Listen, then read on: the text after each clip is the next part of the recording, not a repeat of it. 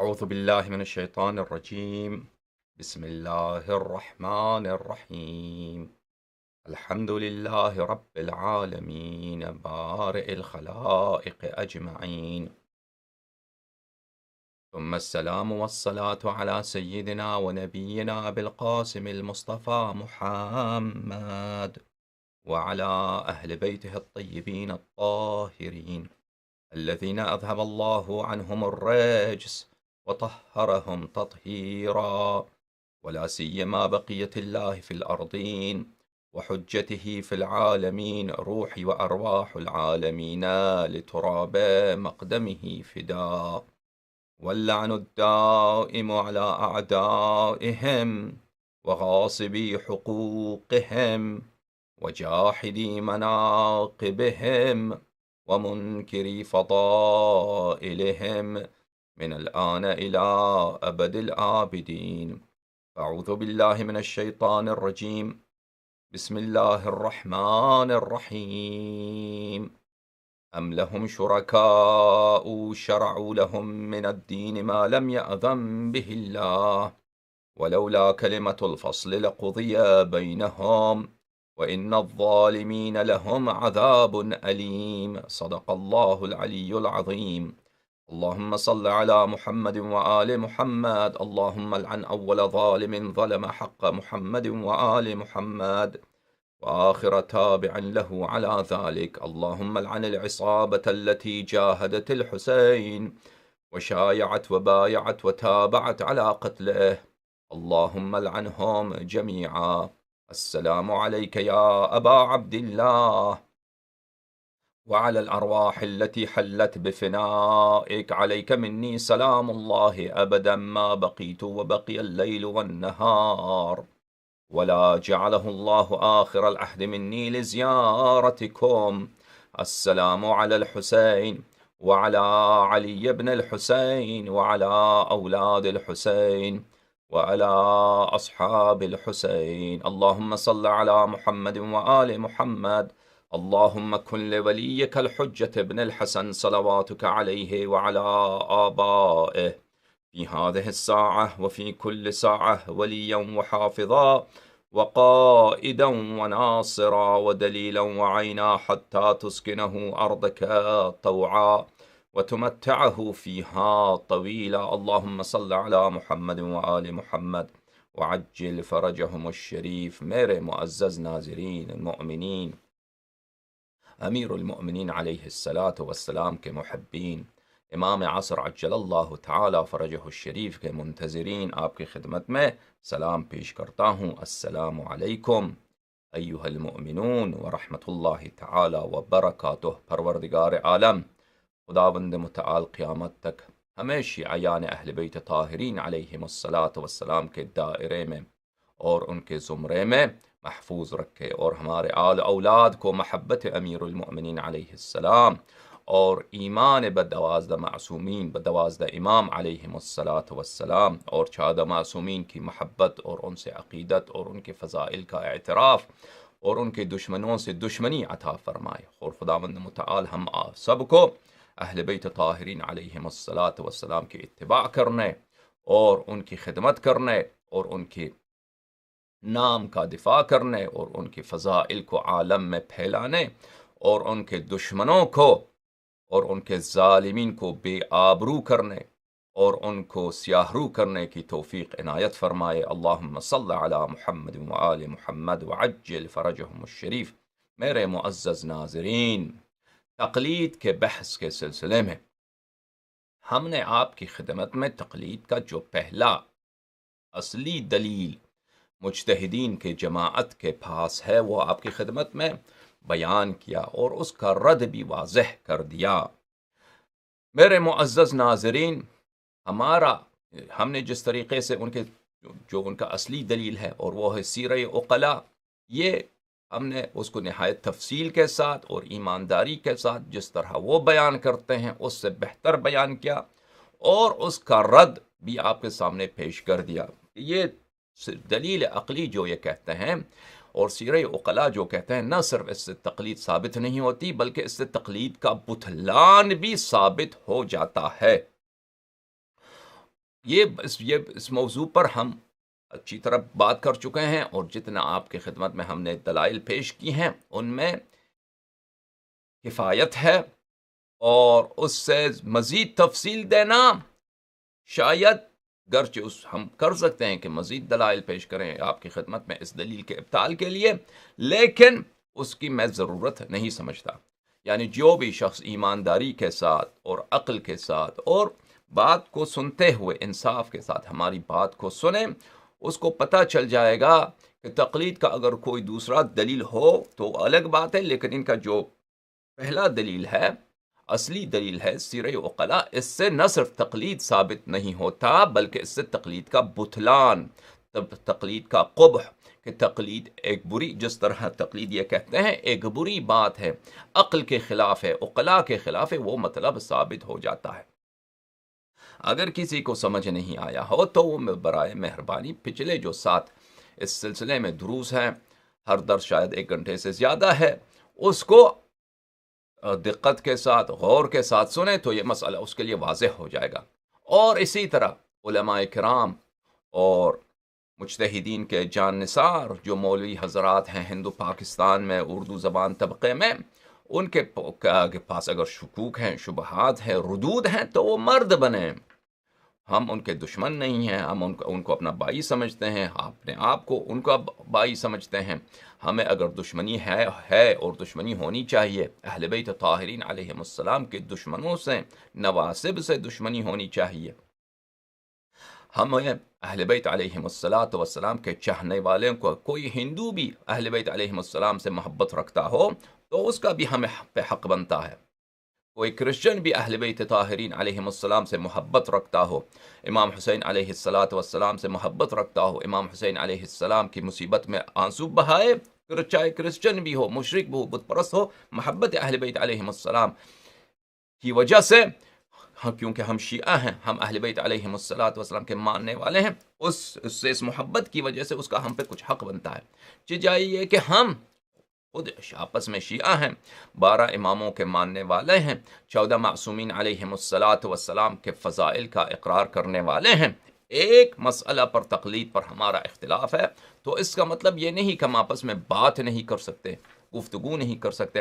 ہم گفتگو کرتے ہیں مخالفین سے، ہم گفتگو کرتے ہیں نواسب سے، بلکہ یہ جو مجتہدین کا جماعت ہے یہ تو نواسب سے بہت ہی زیادہ محبت کرنے کا اور ان کو اپنا بھائی بنانے کا اور ان سے اتحاد کرنے کا، تو ان کا تو بالکل نصب العین یہی ہے، ان کا بالکل اصول الدین، فروع الدین کا پہلا رکن ہی یہی ہے کہ نواسب سے اتحاد کیا جائے، نواسب سے محبت کیا جائے، نواسب پہ جان نثاری کی جائے۔ تو اگر ان سے اتنی محبت کرتے ہو اے جماعت مجتہدین کے ماننے والے مولوی، تو کم از کم شیعیان اہل بیت علیہم السلام سے دشمنی نہ رکھو۔ ہمیں جیسے ان سے محبت کرتے، ان سے جیسا ہم سے محبت نہیں کرتے، کم از کم ہم سے بات کرو، دلیل استدلال کرو۔ انسان اپنے دشمن کے ساتھ استدلال ہو احتجاج کرتا ہے، آپ ہمارے ساتھ حجت لائیں، ہم دیکھیں آپ کی دلیل کیا ہے۔ تو پہلی دلیل کے متعلق اگر جماعت مجتہدین کے مولویوں کے پاس ردود ہیں، شکوک ہیں، شبہات ہیں، نقد ہیں، سر آنکھوں پر مرد بنیں، ہم سے رابطہ کریں، یہیں پہ کامنٹ چھوڑ دیں کہ فلاں وقت ہم آپ سے بات کرنا چاہتے ہیں۔ ہم ان کے ساتھ ویڈیو کال یا آڈیو کال کر سکتے ہیں، ان کے دلائل سن کے آپ کے سامنے پیش کر سکتے ہیں، اور یہ بہت اچھی بات ہے میرے عزیزوں۔ اس سے کیا ہوتا ہے، اس سے مؤمنین کے ذہن میں اگر شکوک و شبہات ہوں تو وہ غبار اٹھ جاتا ہے۔ لیکن میں ایک حقیقت آپ کو بتاؤں میرے عزیز ناظرین کہ ان جماعت کے پاس یہ ہمت نہیں ہے، جماعت مجتہدین کے پاس یہ شعر ہیں کاغذ کے، یہ ببر شعر ہیں کاغذ کے، کاغذی شعر ہیں، یہ اصلی شعر نہیں ہے۔ ان کا بس وہ چرچا، ان کی نعرہ بازی اور ان کے ادعا اور ان کے دعوے بازی، یہ صرف اور صرف دشمن کے غیاب میں، مخالف کے غیاب میں ہوتا ہے۔ یہ سامنے استدلال کرنے کے مرد نہیں ہوتے، بس ان کے پاس ایک ہتھ کنڈا ہے، ایک طریقہ کار ہے کہ ان کی مخالفت کرو تو فوراً ٹپا لگاتے ہیں کہ کیا، کہ یہ جاسوس ہے، یہ ایجنٹ ہے سامراج کا۔ بہرحال یہ باتیں آپ جان چکے ہیں، ان کو جانتے ہیں، ان کو دہرانے کی ضرورت نہیں، ان کو رد کرنے کی ضرورت نہیں۔ میرے عزیز، میرے محترم ناظرین، دلیل عقلی کے بعد دلیل لفظی کی باری آتی ہے. اب میں نے عرض کیا دلیل عقلی میں اگر کوئی بات ادھوری رہ گئی ہے جو نہیں رہی ہے، اگر آپ کہتے ہیں کہ کوئی بات ادھوری رہ گئی ہے تو اس کو آپ ذکر کریں میرے عزیزوں، ہم اس کا جواب دیں گے. یہ بات خوب بتا چکے ہیں. اب آتے ہیں ادلہ لفظیہ کی طرف. لفظ یعنی یا حدیث ہو یا قرآن کی آیات ہوں، اس کو ادلہ لفظیہ کہتے ہیں. ادلہ لفظیہ میں سب سے اہم دلیل جماعت مجتہدین کے پاس تقلید کی وجوب کے لیے، تقلید کی مشروعیت کے لیے کیا ہے میرے عزیز.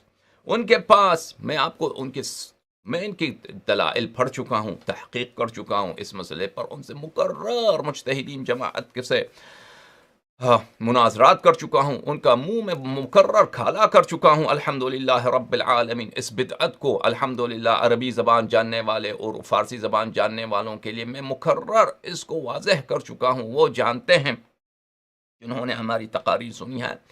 تو میرے عزیز ایسی بات نہیں کرتا جس موضوع پہ مجھے علم نہ ہو. میں اچھی طرح مجھے علم ہے. ان کے دلائل میں سب سے اہم دلیل عقلی کے بعد کیا دلیل ہے؟ وہ قرآن کی روح سے نہیں، حدیث کی روح سے ہے میرے معزز ناظرین. اور بہرحال چاہے قرآن کی بات کریں چاہے حدیث کی بات کریں، ان کا ہاتھ بالکل خالی ہے جماعت مجتہدین.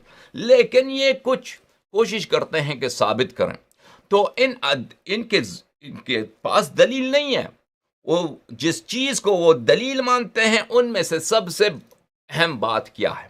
ان میں سے سب سے اہم عزیز میرے عزیز سنیے، وہ حدیث ہے جو حضرت امام حسن عسکری علیہ السلام وروحی لہ الفدا کے تفسیر مبارک میں آئی ہے. اور یہ ایک لمبی چوڑی حدیث ہے، 3 صفحوں پہ مشتمل حدیث ہے. اس کا صرف 1.5 سطر، پورا حدیث وہ آپ کو نہیں سنائیں گے مجتہدین. 1.5 سطر اس میں سے 3 صفحوں میں سے 1.5 سطر آپ کو سنائیں گے. وَأَمَّا مَنْ كَانَ مِنَ الْفُقَهَاءِ صَائِنًا لِنَفْسِهِ حَافِظًا لِدِينِهِ مُخَالِفًا لِهَوَاهِ مُطِيعًا لِأَمْرِ مَوْلَاهِ فَلِلْعَوَامِ أَن يُقَلِّدُوهُ. وَأَمَّا مَنْ كَانَ مِنَ الْفُقَهَاءِ، فقہاء میں سے وہ حضرات، وہ لوگ جو صَائِنًا لِنَفْسِهِ، جو اپنے نفس کی، میں اس حدیث کا ترجمہ کر چکا ہوں، بیان کر چکا ہوں، زیادہ وقت اس پہ نہیں لگاتا. صَائِنًا لِنَفْسِهِ، وہ اپنے آپ کو آتش جہنم سے بچانے رکھنے کی فکر مند ہو. صَائِنًا لِنَفْسِهِ حَافِظًا لِدِينِهِ، اپنے دین کی محافظت کرتا ہو. یعنی ایسا نہ ہو کہ اس کو جہنم جانے کا فکر نہ ہو، اس کو اپنے حرام میں مبتلا ہونے کی کوئی پرواہ نہ ہو، دنیا کے پیچھے لگا ہوا ہو، ایسا نہ ہو. حافظاً لدینہ مخالفاً لہوا، جو ہوائے نفس حرام پر اور جو ہوائے نفس شبہات پر مشتمل ہوتا ہے اس سے وہ بچے رکھے، وہ اپنے آپ کو بچائے رکھے. وہ مطیعاً لامر مولا، مولا کون ہے؟ مولا ائمہ طاہرین علیہم السلام ہے. ائمہ طاہرین علیہم السلام کے طاعت مطیع ہوں، فرمان بردار ہوں. فَلِلْعَوَامِ أَن يُقَلِّدُوا، پس عوام کے لیے جائز ہے یا عوام پر واجب ہے، لازم ہے کہ اس کی کیا کریں؟ لفظ ہے تقلید کریں. اب اس تقلید کا کیا مطلب ہے؟ ہم کل والے درس میں ہم بیان کر چکے ہیں، اب اس کی مزید توضیح آئے گی. جماعت مجتہدین اور مجتہدین کے ماننے والے جو مولوی ہوتے ہیں، گلیوں میں، بازاروں میں، امام بارگاہوں میں، مدارس میں آپ کو دروس دیتے ہیں، انٹرنیٹ پہ آپ کو سناتے ہیں، وہ اس سے تھکتے نہیں اس حدیث کو آپ کو سناتے کہ دیکھیے امام حسن عسکری علیہ السلام نے فرمایا کہ فقہاء میں سے یہ ہوں تو عوام پر ضروری ہے کہ ان ایسے مجتہدین کی آپ تقلید کریں. تو اس سے بالکل تقلید ثابت ہو جاتا ہے. اور اغلب جو عوام الناس ہیں، شیعہ حضرات جو تقلید کو مانتے ہیں، یہی حدیث ان کے ذہن میں ہوتا ہے کہ دیکھیے کہ امام علیہ السلام نے فرمایا ہے تو تقلید ایک مشروع امر ہے، تقلید ایک شرعی امر ہے، تقلید ایک جائز بات ہے، تقلید کرنی چاہیے. تو میرے عزیز یہ بات آپ سن چکے ہیں مکرر. ترجمہ بھی میں جو بیان کر چکا ہوں اسی انداز سے وہ ترجمہ کرتے ہیں اور اسی انداز سے وہ بیان کرتے ہیں، اور اس سے زیادہ تفصیل ان کے استدلال میں نہیں ہے. اور آپ ان کے مختلف دروس پہ آپ یا تقریرات پہ آپ مراجعہ کریں تو یہی بیان آپ کو نظر آئے گا، یہی توضیح اور یہی تشریح آپ کو دیکھنے میں آئے گی کہ امام علیہ السلام نے فرمایا کہ جو بھی فقہاء ہوں اس طرح کے صفات ہوں، فاسق نہ ہوں، فاجر نہ ہوں، حرام کی مال کھانے والے نہ ہوں، حرام اور مرتکب ہونے والے نہ ہوں، صحیح راستے پہ ہوں، تو عوام کو ان کی تقلید کرنے کی ضرورت ہے. تو لذا اصل تقلید مشروع ہے. اصل تقلید مورد رضا اہل بیت علیہم السلام بلکہ مورد امر اہل بیت علیہم السلام ہے. اس کی مخالفت کرنا امام معصوم علیہ السلام کے مخالفت کرنے کی مترادف ہے. اور یہ امام معصوم علیہ السلام کی مخالفت جو کرتا ہے وہ یا تو فاسق ہوتا ہے یا کافر ہوتا ہے، مشرک ہوتا ہے، خدا کے دین سے خارج شخص ہوتا ہے. یہی بیان آپ کو نظر آئے گا، اس سے زیادہ کچھ نہیں ملے گا. تو میرے عزیز، کیا اس حدیث سے تقلید ثابت ہو جاتا ہے؟ میرے عزیزو، ملاحظہ فرمائیے کہ تقلید کس کو کہتے ہیں؟ تقلید اس بات کو کہتے ہیں، تقلید اس بات کو کہتے ہیں کہ آپ مجتہد کی فتوے کو لیتے ہیں اور اس پہ عمل کرتے ہیں اور اس کے لیے اپنے لیے حجت مانتے ہیں. اور مجتہد کے فتوے کے پیچھے اس کی استدلال کیا ہے، دلیل کیا ہے، روایت ہے، آیت ہے، اس سے آپ کو علم نہیں ہے، کام نہیں ہے. اگر شک بھی ہو کہ مجتہد کا فتویٰ ہو سکتا ہے غلط ہو، پھر بھی آپ کے لیے حجت ہے. اس کو کہتے ہیں تقلید. تقلید کی تعریف کو مت بھولیے، مت بھولیے. ہم نے پچھلے والے جلسے میں آپ کو عرض کیا کہ تقلید کا ایک اور معنی ہے، اور اس کے لیے ہم نے آپ کو کئی دلائل دکھائے مختلف کتب سے. تقلید کا دوسرا معنی کیا ہے میرے عزیزو؟ تقلید کا دوسرا معنی جو پچھلے زمانے میں اس کا استعمال ہوتا تھا وہ ہے، اس کا مطلب یہ نہیں کہ مجتہد کے فتوے کو لے لیں، آپ مجتہد کے فتوے پہ عمل کریں، آپ مجتہد کے فتوے کو سیکھ کر اس پہ عمل کریں اور اس کو اپنے لیے حجت مانیں. اس کو نہیں، بلکہ راوی کے حدیث کو قبول کرنا بلا یہ کہ آپ اس کو ویریفائی کریں، اس کی تفتیش کریں، اس کی تحقیق کریں کہ کیا واقعاً یہ روایت کتاب میں موجود ہے یا نہیں ہے.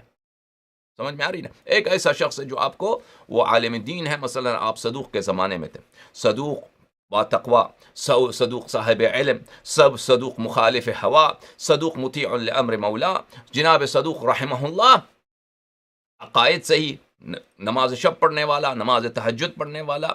اس کو جھوٹ بولنے کے آپ کو ذہن میں بھی نہیں آتا کہ یہ جھوٹ بول سکتا ہے، اس کو آپ کے ذہن میں بھی نہیں ہے کہ یہ تہمت لگائے گا ائمہ طاہرین علیہم السلام پر، اور اس کے علم پر بھی آپ کو کافی اطمینان ہے. اگر ان سے پوچھئے کہ بتائیے کہ مثلا ہم حج پہ جا رہے ہیں تو حج کے مستحبات کیا ہیں، حج کے سنن کیا ہیں، احرام کس طرح کریں گے، وہ آپ کو حدیث سنائیں، تو آپ کو وہاں پر ویریفائی کرنے کی، کیونکہ آپ کو اطمینان ہے کہ صدوق صحیح کہہ رہا ہے، صدوق صحیح فرما رہے ہوں، آپ کو ویریفائی کرنے، کیوں آپ شاید ویریفائی کرنا بھی چاہیں، آپ نہیں کر سکیں گے، کتاب میں خود جا کے دیکھ لیں. ویریفائی کرنا چاہیں گے آپ، یعنی اس کی تحقیق کریں گے، زیادہ سے زیادہ کسی اور مولوی سے پوچھیں گے، کیونکہ آپ خود یہ فرض کریں کہ آپ خود ان پڑھ آدمی ہیں. تو اس کو بھی پرانے زمانے میں تقلید کہتے تھے. سمجھ میں آ رہی ہے نا میرے عزیزوں؟ تو یہ جو فقرہ حدیث امام حسن عسکری علیہ السلام میں موجود ہے کہ فَلِلْعَوَامِ أَن يُقَلِّدُوا، اس سے مراد کون ہے؟ اس سے مراد کون سی تقلید ہے؟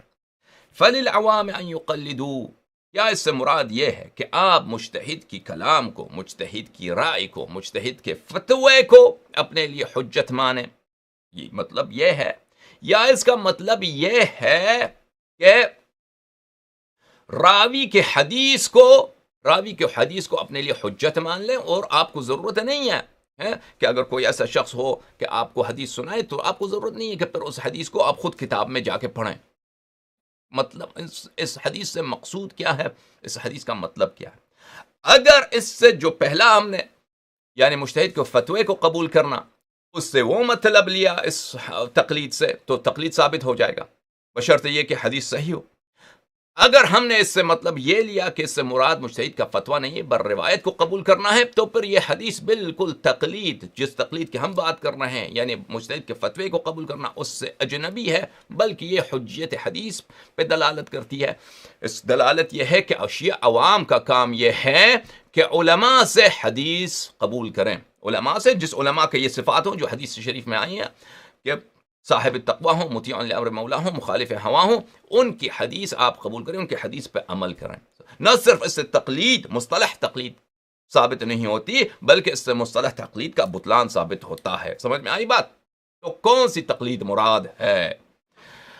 جو بھی شخص کوئی ادعا کرتا ہے میرے عزیز، اس کے لیے دلیل کی ضرورت ہے. یا تو بات بدیہی ہو، مثلا میں کہہ دوں آپ سے کہ باہر رات ہو چکا ہے، وہ بات بدی ہی ہے، آپ کھڑکی کھول کے دیکھتے ہیں واقعا رات ہے، اس کے لیے دلیل کی کیا ضرورت ہے؟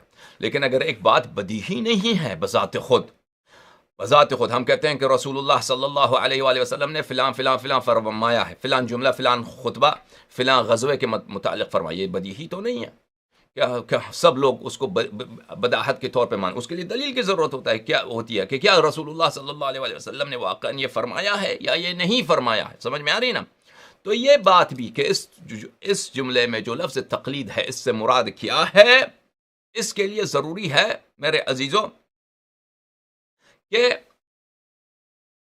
کون سی بھی جو بھی تقلید ہو، تقلید مصطلح مراد ہو یا تقلید بمعنی قبول حدیث مراد ہو، جو بھی تک مراد ہو اس کے لیے دلیل کی ضرورت ہے، قرینے کی ضرورت ہے. تو ہم انشاءاللہ تبارک و تعالی قرائن آپ کی خدمت میں متعدد پیش کریں گے، متعدد اسی حدیث میں ہی، اسی حدیث وہ صفحے حدیث کے جو آپ کو نہیں سنائے جاتے، ان میں کئی قرائن ہیں خود حدیث شریف میں، اور خارج از حدیث قرائن ہیں کہ اس سے مراد قبول حدیث ہے. مجتہدین کبار کہ اپنے اعترافات موجود ہیں کہ اس سے مراد تقلید مصطلح نہیں ہے، اس سے مراد قبول حدیث ہے. لیکن اس سے پہلے کہ باری وہاں تک پہنچے، ہم اس حدیث کے سند کے متعلق بات کرتے ہیں. میرے معزز ناظرین، یہ حدیث جو ہے اس لحاظ سے اہم ہے کہ یہ واحد حدیث ہے، شیعہ مذہب میں واحد حدیث ہے جس میں لفظ تقلید غیر معصوم کے لیے آیا ہے. سمجھ میں آ رہی نا؟ لفظ تقلید غیر معصوم کے لیے متعلق استفادہ ہوا ہے، استعمال ہوا ہے. یہ واحد حدیث ہے، اس لحاظ سے یہ اہمیت رکھتا ہے. اور کوئی نہیں، یعنی جماعت مجتہدین یہ اتنے روسیاں ہیں بیچارے، یہ اتنے مسکین ہیں، یہ لوگ یہ اتنے بیچارے ہیں، تقلید کی کو انہوں نے شیعہ عوام پہ سونپ دیا ہے، اپنی انہوں نے شیعہ عوام پر حاکمیت اور اپنی شیعہ عوام پر اپنا ڈومیننس، شیعہ عوام پر اپنا ریاست قائم کیا ہے، اپنی قیادت قائم کیا ہے، اپنے آپ کا کلام انہوں نے آپ کے لیے حجت بنایا ہے، اس بے شرمی کے ساتھ، اس بے حیائی کے ساتھ کہ آپ کو حدیث سے کوئی کام نہیں ہے، ہمارا کلام، حالانکہ آپ شیعہ اہل بیت علیہم السلام ہیں، وہ آپ کو یہی سناتے آ رہے ہیں کہ حدیث، یہ بے شرمی کی انتہا، دشمنی اہل بیت علیہم السلام کی یہ اس حد تک کہ احادیث سے آپ کو کام نہیں ہونا چاہیے. ہم شیعہ ہیں، 12 اماموں کے ماننے والے، 14 معصومین علیہم السلام کے جان نثار، انہی کے دم سے تو ہم جیتے ہیں. کہتے ہیں ان کی باتوں سے، ان کی کلام مبارک سے آپ کو کوئی کام نہیں ہونا، صاحب کی سمجھ ہی نہیں آ سکتی. ان کو تو 40 اتنا بڑا جھوٹ، اتنا بڑا فریب، اتنا بڑا فراڈ کے ساتھ اپنی انہوں نے کیا بنائی ہے؟ قیادت بنائی آپ پر کہ ہمارا کلام آپ کے لیے حجت ہے. ہم کہیں دن ہے تو دن ہے، ہم کہیں رات ہے کہ رات ہے. لیکن اس مسکین قوم کو، اس روسیا قوم کو دیکھیے کہ ان کے پاس کوئی حدیث نہیں ہے کہ اس میں تقلید آیا ہو کہ غیر معصوم کی آپ تقلید کریں. دکھائیے وہ حدیث، صرف ایک ہی حدیث ہے، ایک ہی حدیث ہے جس کی ہم یہ ابھی بات کر رہے ہیں، حدیث کی بات کر رہے ہیں. اس یہ حدیث اگر یہ واقعا یہ ہوتا، میرے عزیزوں، خوب یہ جملہ یاد رکھیے، خوب اپنے ذہن میں رکھیے، تعصب کو چھوڑیے. اگر واقعا شرع مقدس میں یہ ہوتا کہ غیر معصوم علیہ السلام کی بات عوام شیعہ کے لیے حجت ہو سکتا ہے، یعنی تقلید جائز ہے، تو ایک حدیث نہ ہوتا ان کے پاس. ان کے پاس متعدد، ان کے پاس کئی ایک، ان کے پاس بالتواتر روایات ہوتی ہے اہل بیت علیہم السلام سے کہ تم تقلید کرو. کیوں؟ کیونکہ اہل بیت علیہم السلام نور اللہ ہیں. ان کو معلوم ہے کہ ہمارے شیعہ ہر وقت، ہم زمان حضور میں بھی، غیبت کو چھوڑیے، زمان حضور میں بھی، عصر حضور میں بھی، شیعہ ہر زمان اور ہر وقت اپنے امام سے رسائی حاصل نہیں کر سکتا ہے.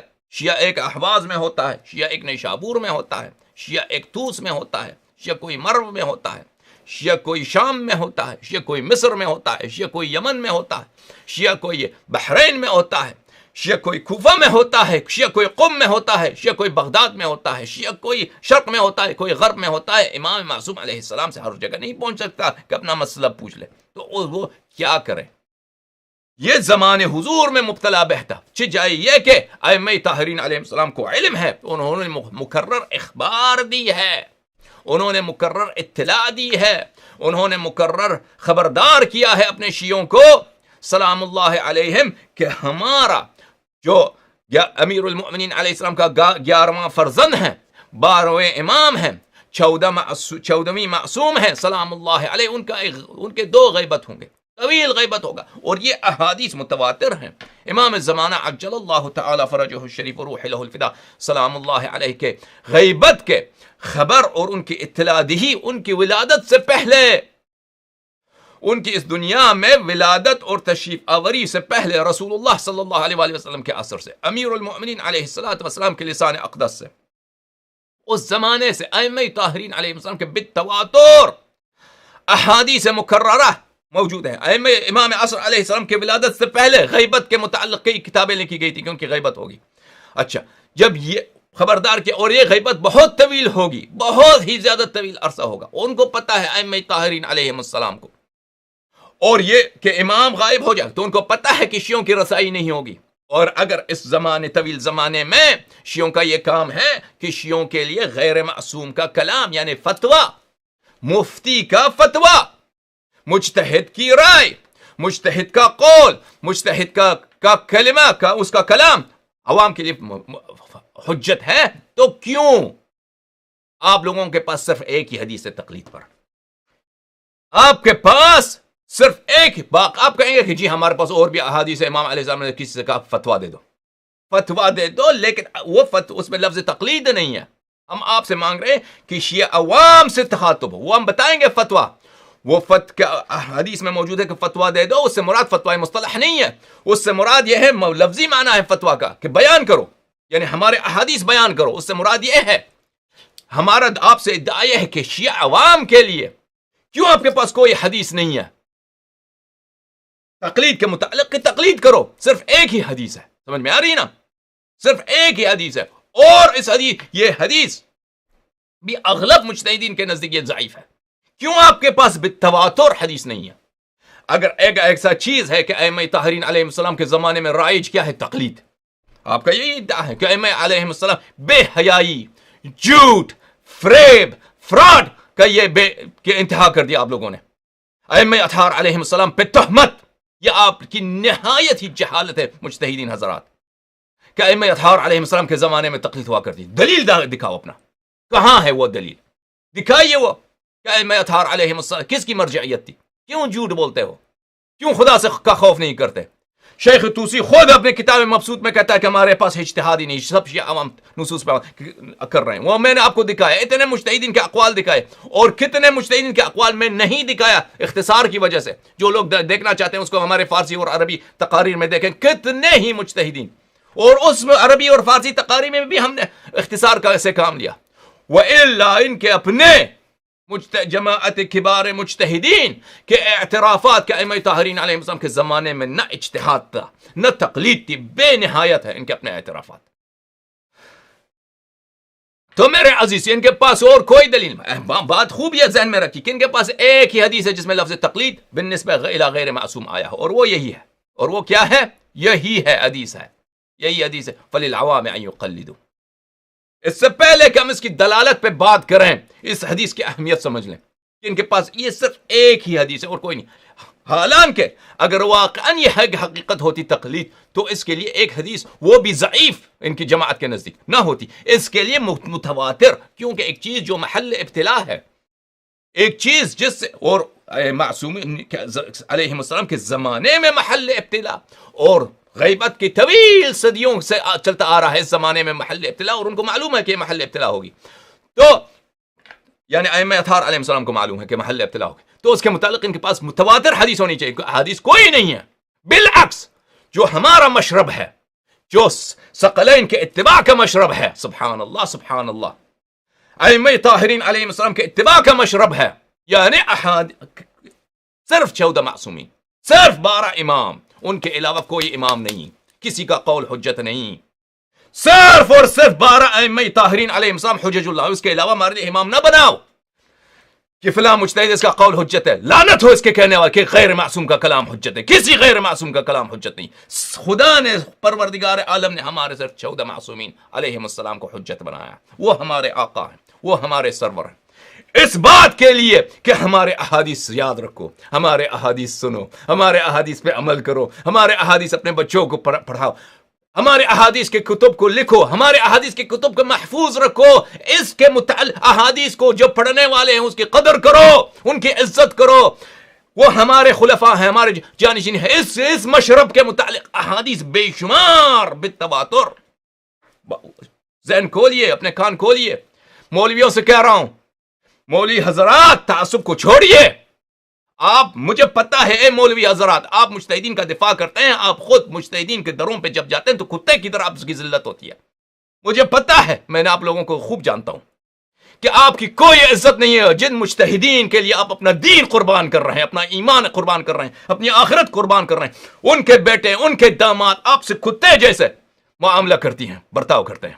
تو کیوں آپ ان کے لیے ایک غیر شرعی مسئلہ, ایک بدعت, ان کے اس بدعت کے لیے دنیا میں بھی ان کے سامنے آپ ذلیل, اور اپنا دین اور آخرت بھی ان کے لیے تباہ کر دیا آپ لوگوں نے. خوب ذہن میں رکھیے, شرعی مسئلہ کیا؟ اتباع 14 معصومین علیہم الصلاۃ والسلام. ان کے علاوہ کسی اور کو ہمارے لیے امام نہ بناؤ, حجت نہ بناؤ.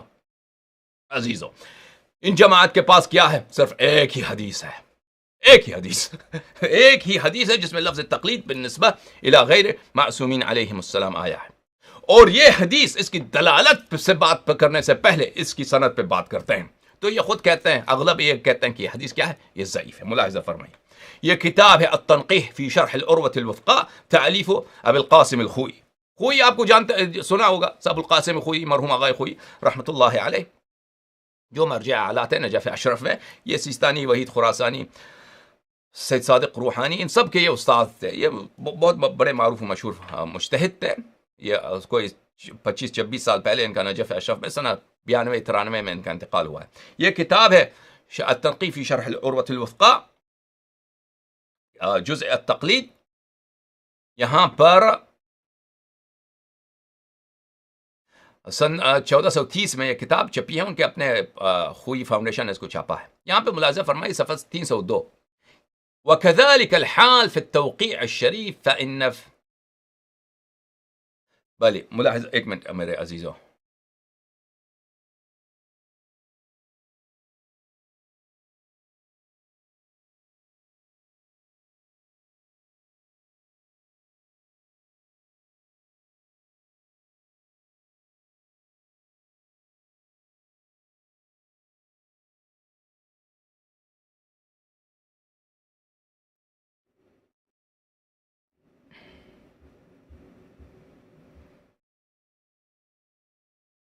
میں آپ سے معافی چاہتا ہوں. اس صفحے میں ان کی تضعیف نہیں ہے, وہ تضعیف کرتے ہیں لیکن اس صفحے میں نہیں. میں آپ کو انشاءاللہ تبارک و تعالی اگر یاد رہا تو میں کل آپ کو خوئی کے آثار میں سے, کیونکہ یہ حدیث ان کے نزدیک ضعیف ہے, ان کے آثار میں سے میں کل آپ کو دکھاؤں گا باذن اللہ تبارک و تعالی. اب آپ دیکھیے اس کتاب کو, الاجتہاد والتقلید والاحتیاط, تالیف, ہاں, اس کی تقاریر ہیں, دروس ہیں, سیستانی, علی سیستانی کی دروس ہیں. علی سیستانی جو نجف میں, وہ مرجع اعلیٰ کہلاتے ہیں. یہ ان کی کتاب ہے الاجتہاد والتقلید والاحتیاط, تقریرات وہ اپنے آپ کو, اب دیکھیے, اب پہلے زمانے میں مجتہدین کو امام نہیں کہتے تھے, حیاتی شیعوں کو, اب تو وہ امام بھی بن گئے.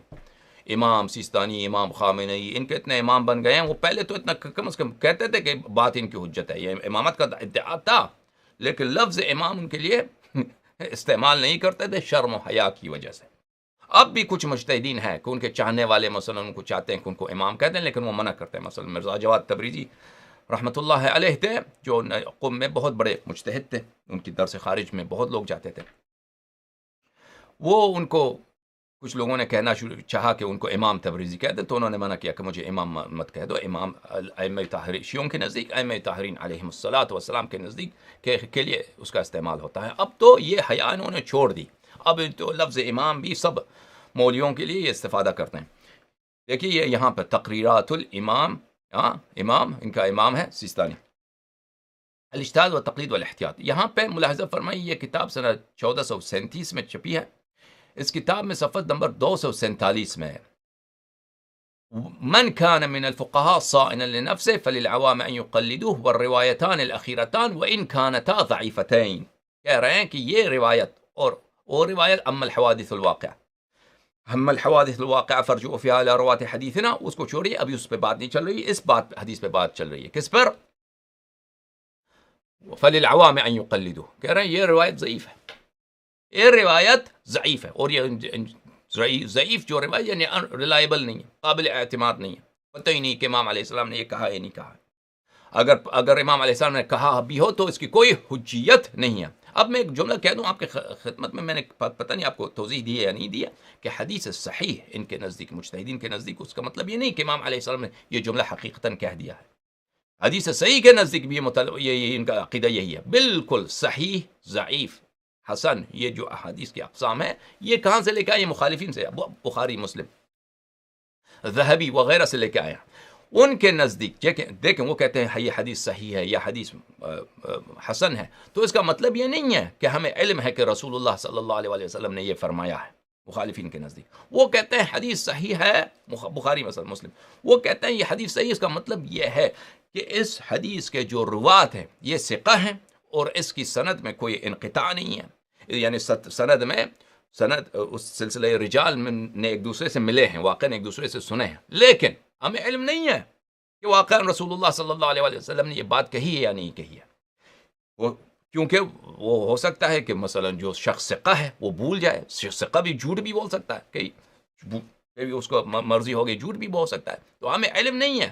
لیکن کیونکہ یہ سب ثقہ ہیں تو خبر واحد حجت ہوا کرتی ہے، خبر واحد حجت ہوا کرتی ہے. اس کو انہوں نے ایک بحث چھیڑ دیا اپنے علم اصول میں، کنہوں نے؟ مخالفین نے، کہ خبر واحد حجت ہوا کرتی ہے. لذا کیونکہ یہ صحیح حدیث ہے ہمیں علم نہیں ہے کہ واقعا رسول اللہ صلی اللہ علیہ وسلم نے یہ فرمایا، لیکن حجت ہے خبر واحد کی وجہ سے، کیونکہ خبر واحد جس کے رجال سب ثقات ہوں وہ حجت ہوا کرتی ہے. اسی بات کو یہ لے کے آتے ہیں شیعہ مذہب میں، یہ خوئی، سیستانی وغیرہ، یہ جب کہتے ہیں، یہ بات یاد رکھیے، یہ جب کہا جاتا ہے کہ یہ حدیث صحیح ہے تو آپ اس کا لفظی معنی اپنے ذہن میں رکھتے ہیں.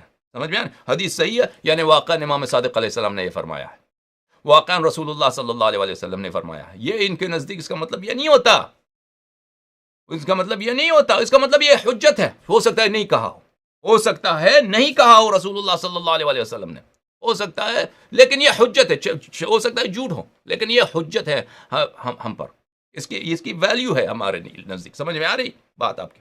ہم جب کہتے ہیں حدیث صحیح ہے، محدثین کے نزدیک، محدثین شیعہ کے نزدیک، صدوق کے نزدیک، کلینی کے نزدیک، وہ کہتے ہیں صحیح ہے یعنی حقیقتاً بالقطع والیقین رسول اللہ صلی اللہ علیہ وسلم نے یہ فرمایا ہے، امیر المؤمنین علیہ السلام نے یہ فرمایا ہے، امام صادق علیہ السلام روح لہ الفدا نے فرمایا ہے. اس میں بہت بڑا فرق ہوتا ہے. وہ کہتے ہیں صحیح یعنی ضعیف ہے. بہرحال یہ جماعت کہتے ہیں کہ حدیث کہ اگر یہ رجال میں اس کے یہ صفات ہوں، یہ سب قواعد کہاں سے لے کے آئے ہیں؟ خوئی وغیرہ، خوئی خود نے لے کے نہیں آیا ہے، ان کے اساتید نے صدیوں سے پہلے، علامہ حلی کے زمانے سے اور اس سے پہلے انہوں نے مخالف، کیونکہ اس زمانے میں شیعوں کے مدارس نہیں ہوتے تھے، شیعہ بہت چھوٹی اقلیت میں تھے، یہ جاتے تھے بیچارے، کوئی شیعہ پڑھنا چاہتا تھا تو وہ مخالفین کے مدارس میں جا کے پڑھتا تھا. سمجھ میں آ رہی نا؟ ان کے علوم سے یہ آشنا ہوتے تھے شیعہ طالب علم جوانی سے کے زمانے سے. آہستہ آہستہ ان کے مدارس میں سیکھ، خود شیعہ ہوتا تھا لیکن قرآن سیکھنا ہو تو کس کے پاس جاؤ؟ عمری مولوی کے پاس، کیونکہ شیعہ اقلیت میں. اب شیعہ زیادہ ہو گئے ہیں، مثلا پورا ایران شیعہ، عراق اکثریت شیعہ ہے، سعودی عرب میں جائیں بہت سارے علاقے سب شیعہ. پرانے زمانے میں شیعہ بہت کم ہوتے تھے، ہر جگہ مخالفین کا قبضہ ہوتا تھا. تو یہ آہستہ آہستہ ان کے علوم شیعوں میں بڑھتی چلی گئی، اور یہ جب پھر وہ کچھ مخالفین کے پاس علم حاصل کرتے تھے، پھر آتے تھے شیعہ علماء کے پاس علم حاصل کرتے تھے، تو آشنائی ہوتی تھی ان کے علوم سے، ان کے اجتہاد کے طرق سے. تو آہستہ آہستہ انہوں نے یہ سوچنا شروع کیا کہ ان کے پاس یہ علوم ہے تو ہمارے پاس کیوں نہیں ہونی چاہیے. انہی کے منہج کے مطابق انہوں نے یہ کتابیں شیعہ مذہب میں لکھی اور شیعہ مدارس میں پڑھانا شروع کیا، اور شیعوں میں اس کی نشر ہو گئی. آہستہ آہستہ اجتہاد کا فن، اور اسی طرح علم درایت الحدیث کا فن اور علم اصول الحدیث کا فن یہ شیعوں میں پھیلتا گیا. سمجھ میں آ رہی نا؟ تو اسی طرح ان کے اصطلاحات بھی مذہب شیعہ میں داخل ہو گئے کہ حدیث صحیح ہے، حدیث ضعیف ہے. حالانکہ وہ کہتے ہیں حدیث صحیح ہے تو ایک فراڈ ہے. حدیث صحیح ہے اس کا مطلب یہ نہیں ہے کہ واقعا رسول اللہ صلی اللہ علیہ وسلم نے فرمایا. ہمارے نزدیک اور بات ہے جب ہم شیعہ محدثین کے نزدیک کہ جب ہم کہتے ہیں کہ حدیث صحیح ہے. اچھا، بہرحال سیستانی یہاں پر واضح الفاظ میں کہتا ہے کہ یہ حدیث کیا ہے، یہ حدیث ضعیف ہے. اچھا،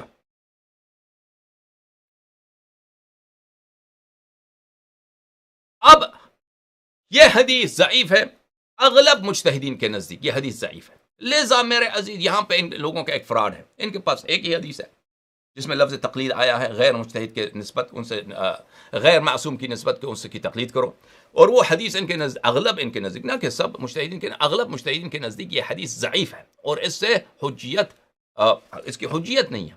سیستانی خود اپنی کتاب واضح لفظ میں کہتا ہے. فراڈ ان لوگوں کا یہ ہے کہ یہ اپنے منابر پر جب آپ سے تقریر کر رہے ہوتے ہیں تو اس کو چھپاتے ہیں، اس بات کو کہ اس حدیث کی کوئی اعتبار نہیں ہے تمہارے نزدیک. تو جب آپ خود ایک مثلا اگر ہم فرض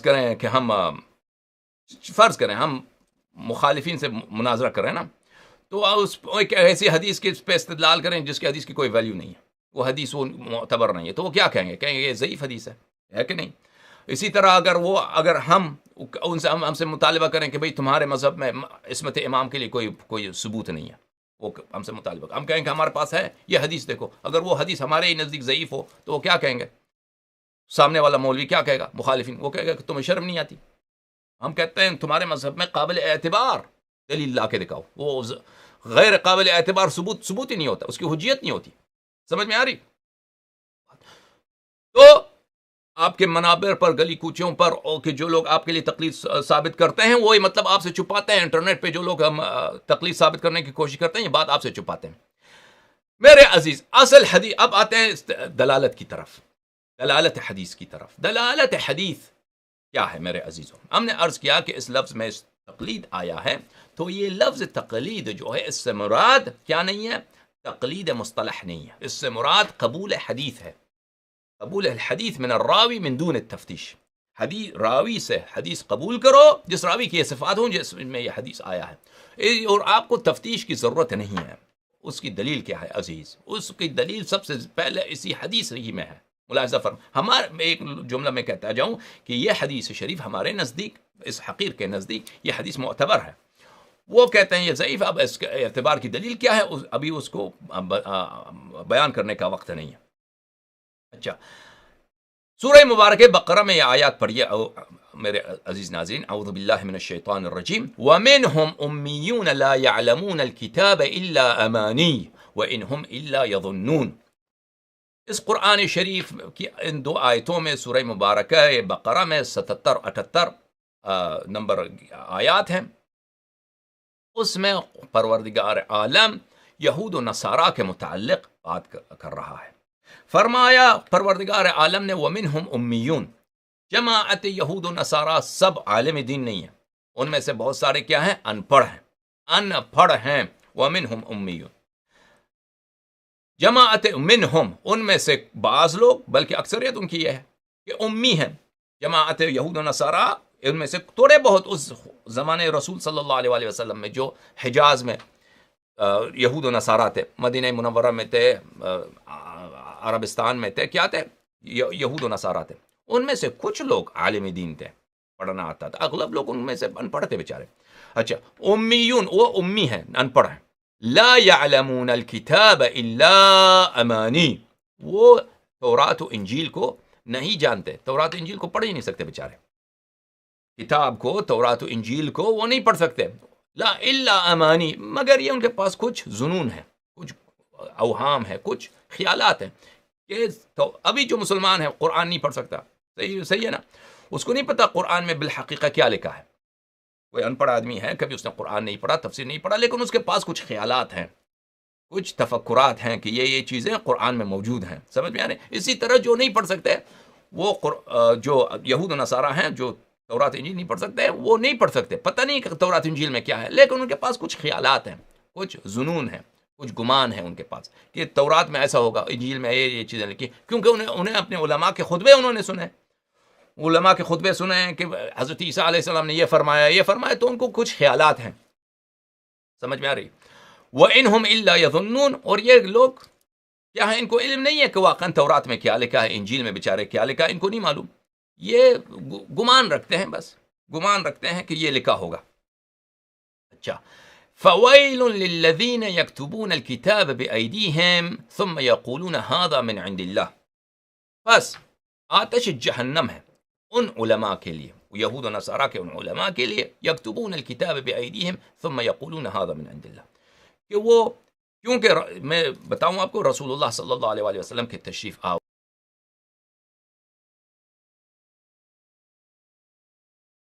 کیا تھے، مبشر تھے.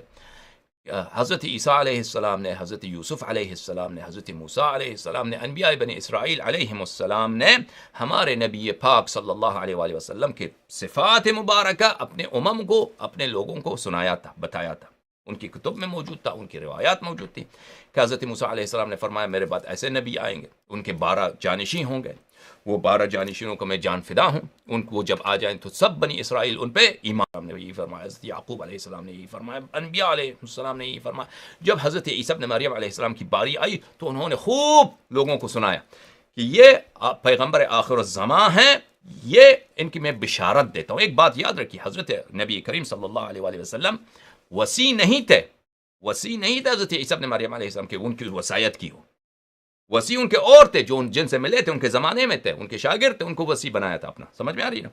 اور وہ ان کے وصی کے وصی تھے، ان کے وصی کے وصی تھے، ان کے وصی کے وصی تھے، بالآخری جو وصی تھا وہ حضرت رسول اللہ صلی اللہ علیہ وسلم سے ملے تھے، اور انہوں نے رسول اللہ صلی اللہ علیہ وسلم کے سے اپنے سب جو حضرت عیسیٰ علیہ السلام کے آثار تھے ان کے حوالے کیے تھے، یہ احادیث میں موجود ہے.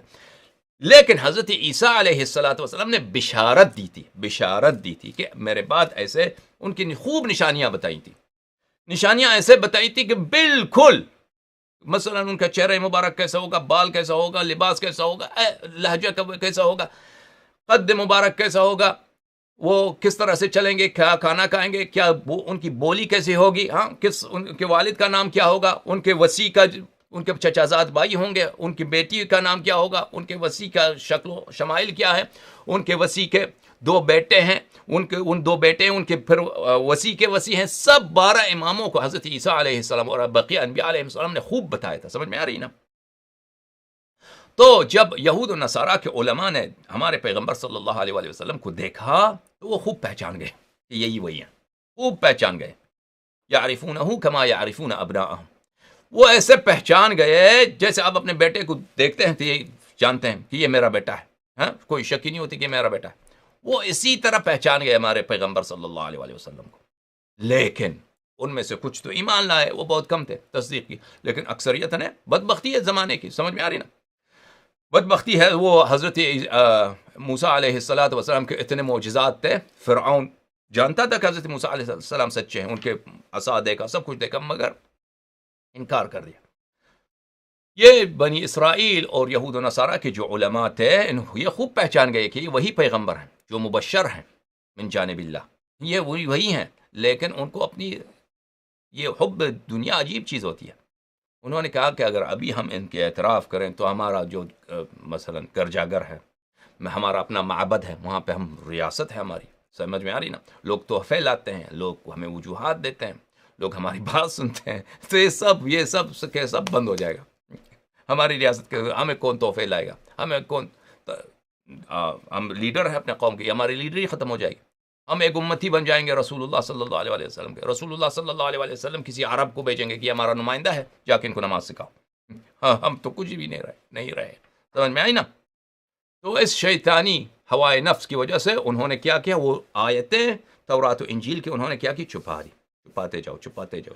اس کی جگہ اور قلم اٹھایا، اس کی جگہ اور کچھ لکھنا شروع کر دیا، اس کی جگہ اور کچھ لکھنا شروع کر دیا. وہاں پہ مثلا نشانی تھی رسول اللہ صلی اللہ علیہ وسلم کے قد ان کا متوسط ہوگا، درمیانہ قد ہوگا، انہوں نے وہاں پہ مثلا لکھ دی قد بہت لمبی ہوگی ان کی، ایسی نشانی لکھ دی کہ وہ رسول اللہ صلی اللہ علیہ وسلم پہ وہ اس کا تطبیق ہی نہیں ہوتا. تورات و انجیل میں حضرت عیسیٰ، حضرت موسیٰ علیہ السلام کا قول ہے مثلا رسول اللہ صلی اللہ علیہ وسلم عربی بولنے والے ہوں گے، مکے سے ہوں گے، پھر مدینے ہجرت کر جائیں گے، وہ اس کو بدل دیا، نہیں وہ مثلا جیروسلم کے فلسطین کے رہنے والے ہوں گے، وہ سب ایسے جھوٹی لکھ دے. سمجھ میں آ رہی نا؟ تو قرآن مجید فرماتا ہے کہ عوام جو ہے بنی اسرائیل کا، عوام جو ہے کرسچن طبقے کا، یہ اس زمانے کی بات ہو، یہ تو تورات انجیل کو نہیں پڑھ سکتے بیچارے، ان کے ذہن میں خیالات ہیں، وہی کچھ جانتے ہیں بیچارے جو علماء ان کو سناتے ہیں، اور تو یہ کچھ نہیں جانتے نا. دینی تعلیم کہاں ہے ان کی؟ اور علماء ان کے کیا ہیں؟ علماء وہ قلم اٹھاتے ہیں، تورات کے صفحے کو پاڑ دیا، دوسرا صفحہ اس میں ڈال دیا، بھائی اس میں اپنے ہاتھ سے لکھ دیا، کچھ آیتیں بنا دی، آیتیں نازل کر دیں خدا سے. سمجھ میں آئی نا؟ تو قرآن مجید فرماتا ہے فویل للذین یکتبون الکتاب بایدیہم، پس جہنم کی آگ ہے ان لوگوں کے لیے جو تورات و انجیل کو اپنے ہاتھ سے لکھتے ہیں، یعنی جھوٹی تورات لکھتے ہیں، جھوٹی تورات، جھوٹی انجیل لکھتے ہیں. ثم یقولون ھذا من عند اللہ، پھر کہتے ہیں کہ یہ اللہ کی یہ آیت ہے، پھر آ کے اس کو معبد میں آ کر اس کو ممبر پہ بیٹھ کے دیکھ میں آپ کو سناتا ہوں، آئیے میں خطبہ پڑھتا ہوں، وہ انجیل میں کیا لکھا، وہ جھوٹی، وہ سب خود لکھا ہے پچھلی رات کو اس نے خود اس نے لکھا، تو وہ لوگوں کو سناتے ہیں. ثم یقولون ھذا من عند اللہ، پھر وہ کہتے ہیں کہ آ جاؤ میں تمہیں سناتا ہوں کہ یہ خدا کی جانب سے کیا وحی ہے. لیشتروا به ثمنا قلیلا، لیشتروا به ثمنا قلیلا، یہ کیا کرتے ہیں؟ یہ اس لیے کہتے ہیں کہ دنیا کی جو مال دنیا ہے وہ ان کے ہاتھ سے نہ نکلنا پائے. یہ اپنا دین بیچتے ہیں، تورات بیچتے ہیں، تورات جھوٹی تورات بناتے ہیں، کس لیے؟ تاکہ ان کے ایک قلیل مال دنیا مل جائے. مال دنیا، سب مال دنیا بھی ہو تو قلیل ہوتا ہے، آخر میں فنائی تو ہوتا ہے، انسان کو اس دنیا سے جانا ہوتا ہے.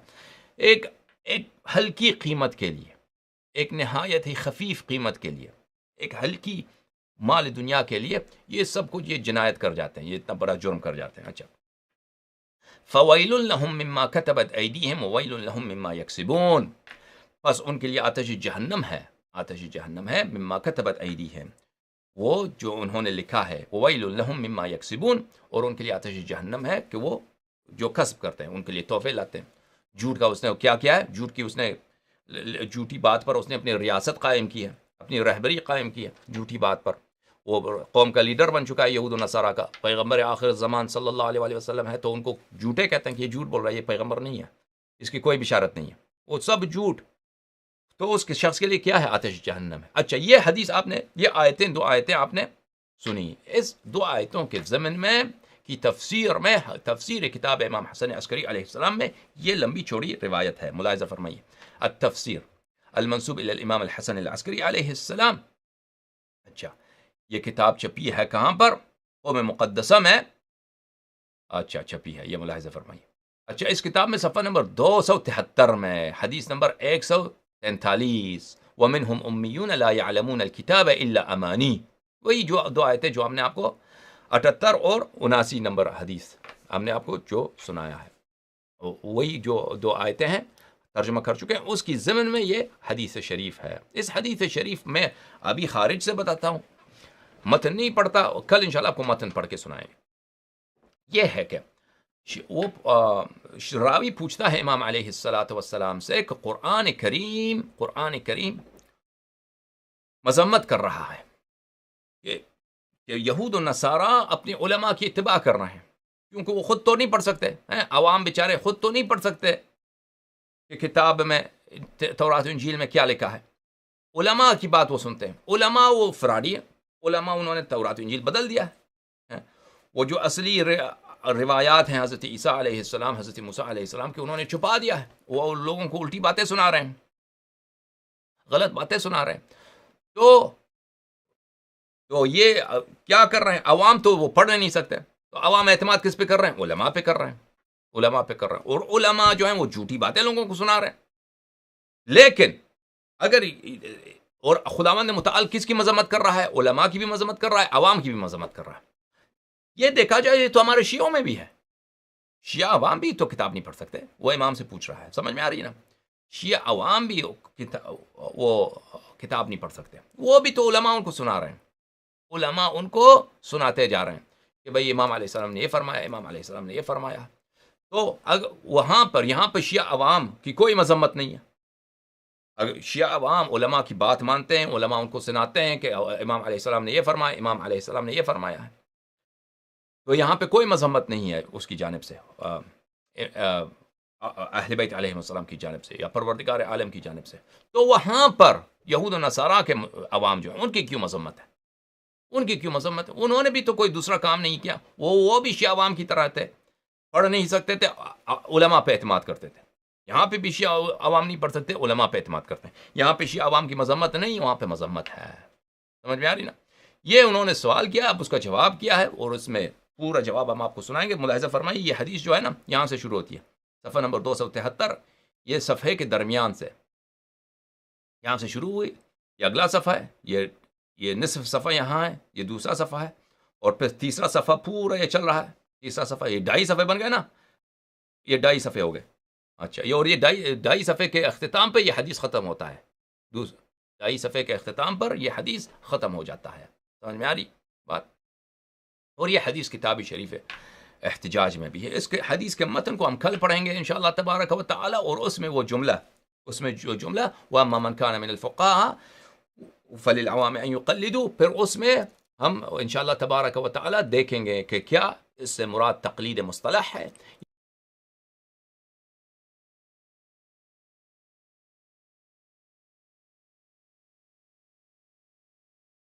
اب ہم جاتے ہیں آپ کے سوالوں کی طرف، دیکھیں آپ کے سوال کیا ہیں۔ اچھا،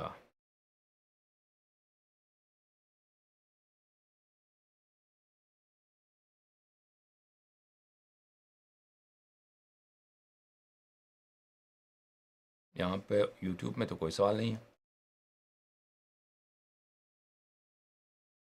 اب دیکھیے کہ فیس بک پہ، اچھا یہاں پہ بھی کوئی سوال نہیں ہے، تعجب، کوئی اعتراض، کچھ بھی نہیں، ہماری سب باتیں آپ مانتے ہیں۔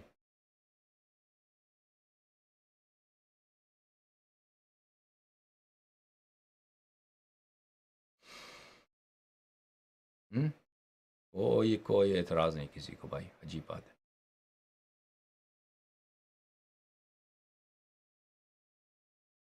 اس طرح مزہ نہیں آتا کہ آپ لوگ کوئی سوال ہی نہ کریں اور کوئی اعتراض ہی نہ کریں۔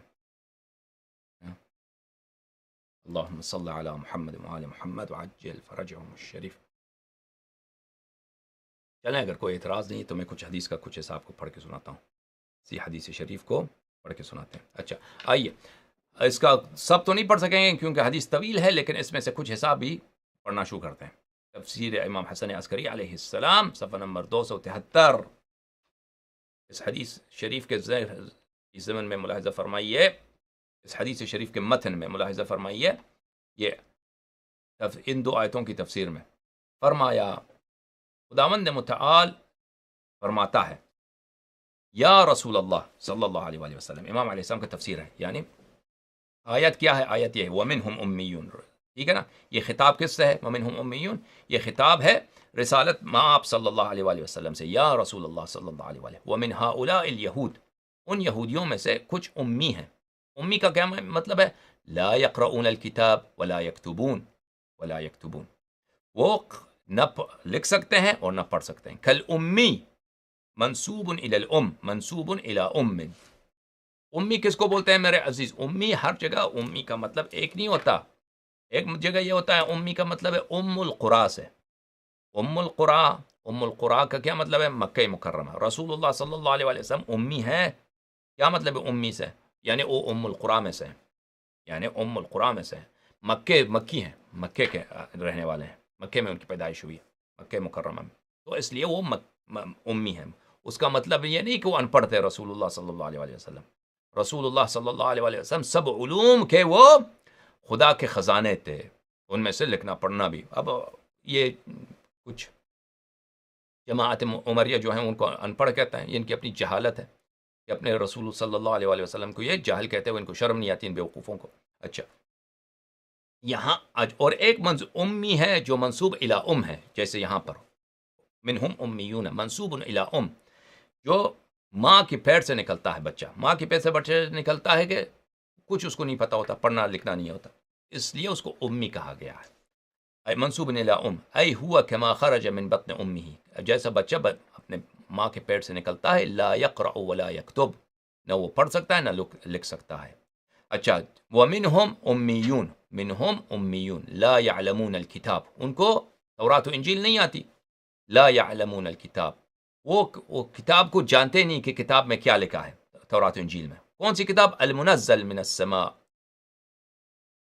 وہ کتاب جو آسمان سے نازل ہوئی ہے، تورات و انجیل، ولا المکذب بہ، اور جو اس میں کوئی جھوٹی بات ہی نہیں ہے، اس میں کوئی جھوٹی بات ہی نہیں ہے، اور نہ کوئی مومن اس کو جھٹلاتا ہے۔ وہ کتاب جو خدا کے سے آسمان سے نازل ہوئی، وہ اس کو جو عام یہود و نصارہ تھے وہ نہیں پڑھ سکتے تھے۔ اچھا، ولا یمیزون بینہا، اور اس کو پتہ ہی نہیں ہوتا کہ اس میں کیا لکھا ہے، فلان صفحے میں کیا لکھا، ان کو کیا معلوم، عوام جو لوگ تھے۔ ابھی جو شیعہ حضرات ہیں کہ امام علیہ السلام نے کیا فرمایا، ان کو نہیں پتا ہوتا، بیچاروں کو پڑھ نہیں سکتے ہیں۔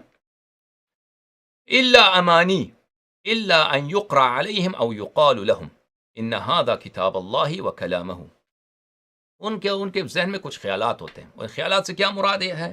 امام علیہ السلام فرماتے ہیں کہ اگر کوئی ان کے لیے کتاب پڑھ دے اور ان کو سنا دے کہ یہ کتاب خدا ہے اور اس میں یہ لکھا ہے اور اس میں یہ کچھ لکھا ہے، تو اگر یہ کچھ بتا دیا جائے تو ان کو پتہ چل جاتا ہے، کوئی ان کو پڑھ کے سنائے، اور ان کو نہیں پتا ہوتا۔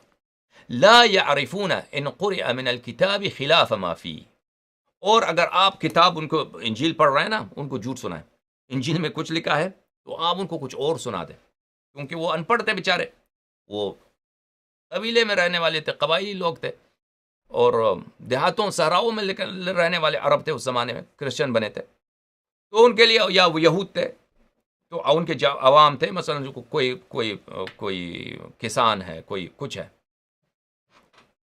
اس کو پڑھنا لکھنا نہیں آتا، تو اگر اس کو تورات پڑھتے ان کو سناتے، وہ کچھ اور ہی غلط اس کو سناتے، اس کو نہیں پتا چلتا کہ یہ تورات غلط پڑھ رہا ہے۔ سمجھ میں آ رہی؟ آج کل مولوی بھی آپ کو غلط حدیث سنائے، تو اکثر عوام کو نہیں پتا چلتا کہ یہ حدیث غلط سنا رہا ہے۔